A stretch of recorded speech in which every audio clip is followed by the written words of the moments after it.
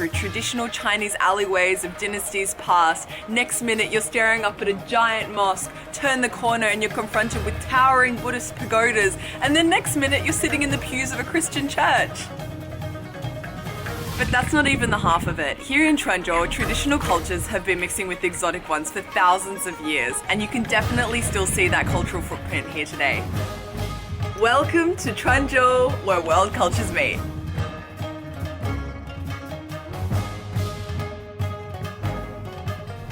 Chuzhou is a city in southern China in Fujian province, and as you can probably deduce, it's a coastal city. In such a location, it probably doesn't surprise you that Chuzhou is and was a port city, but what might surprise you is just how important this port of Chuzhou was. Let's go back about 1,000 years ago. Chuzhou here was the starting point of the maritime Silk Road and was one of, if not the most important port in the world. 海上丝绸之路，它把中国的文化跟中国的特产呢带给了西域，又把西域的一些先进的东西带来中国。When Marco Polo visited Chuzhou in the 13th century, he famously described it as the Alexandria of the East and one of the best havens in the world for commerce. So you see, this wasn't just any old port city, it was the commercial center of ancient China.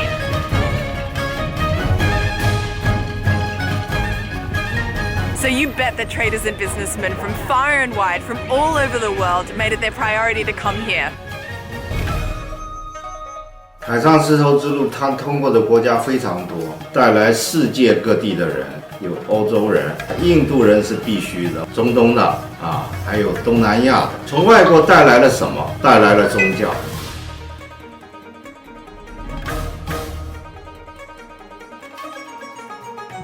This behind me here is Qingjing Mosque. It was left behind by Arabic traders that flooded into Chuzhou during the Song dynasty. And here's a fun fact, Chuzhou was actually the first place in China where Islam was introduced.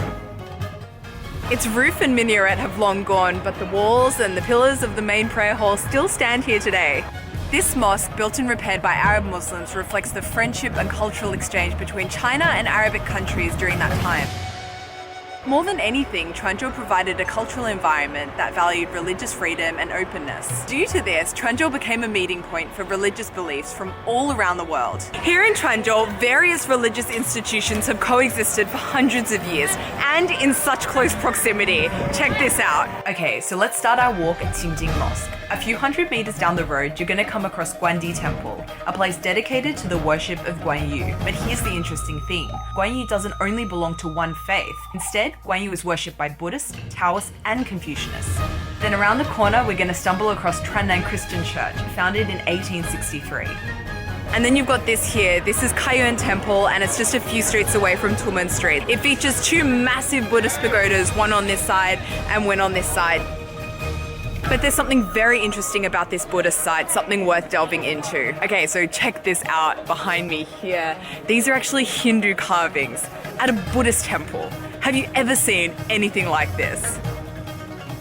But that is definitely not the only case of blending religions and different cultural elements here in Chuzhou. I'm here at the Chuzhou Maritime Museum to show you guys something really quite incredible. This is a tombstone that was excavated and it depicts a four-winged angel. But if you look closer, you'll actually see that it blends together many diverse cultures. 它的这个帽子是三形冠，是佛教里面的三形冠。然后呢，他手里拖着莲花，莲花上面有一个十字架，后面有那个翅膀，说明他是基督教的天使啊。但是我们可以看到呢，它莲花也是佛教的东西。那这个云其实可以算是道教的，这个不正常的，这个就算在中国都是非常罕见的，在国外更没有了。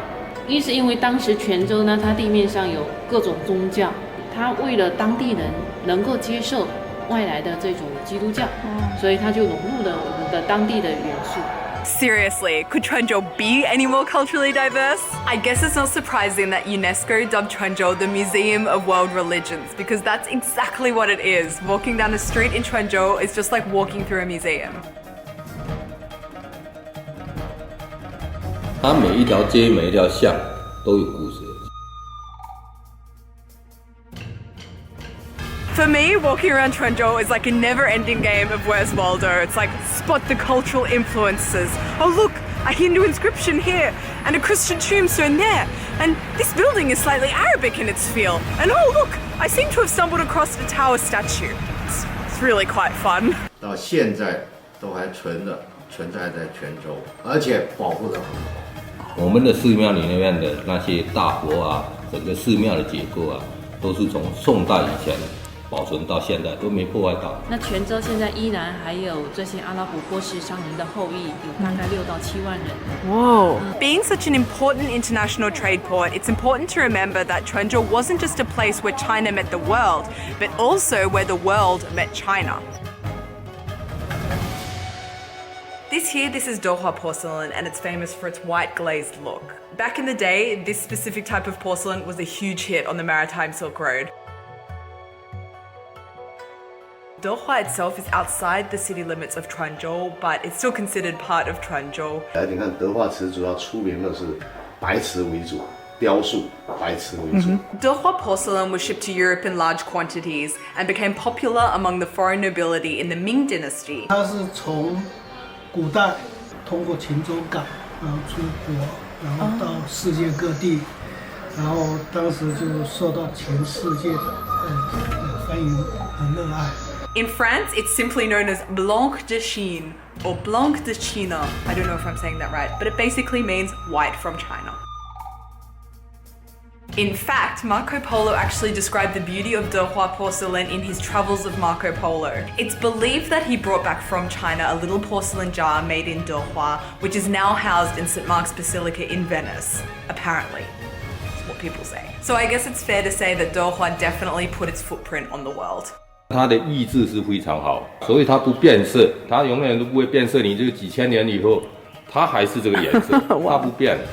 I'm here at the Quanzhou Maritime Museum and they have an awesome collection of Dohua porcelain, most of them ranging from like 900 to 1200 AD. For being 1,000 years old, some of these are in just really good condition. Talk about a lifetime guarantee. Another main export of Quanzhou, both then and now, is of course tea. Tea has been produced here in the district of Annecy in the periphery of Quanzhou for over 1,000 years. It was exported to as many as 58 countries in Asia, Europe and Africa in the Yuan-Song and Tang dynasties. Actually, until the middle of the 19th century, Fujian remained the top region in the world for tea exportation until India took over. And when it comes to Annecy, one tea rules supreme. It's Tieguanyin. 铁观音有什么特点？这个口感纯正，香气很好，香甜哦，主要是香，清淡香气。I'm currently in Annecy at this massive Tieguanyin market, and I'm looking to buy some tea, but I'm not really sure who I should go to for it. 谁的茶比较好喝？我的比较好喝，都好喝，我的很好喝。你比他好喝吗？原水香的，带你去喝一下呢。好啊。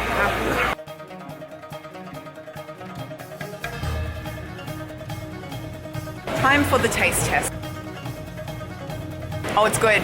It's good. It's a really nice one. Very light, bright, flowery. Tieguanyin is actually one of my favorite teas in China for that very reason. It's very drinkable. It's a great tea to start your day with, very suited for drinking in the morning. So yeah, get your hands on some Tieguanyin. With megaports like Shanghai and Guangzhou in modern China, the might that used to be Quanzhou has been largely forgotten. So luckily, some of its legacy is literally written into stone.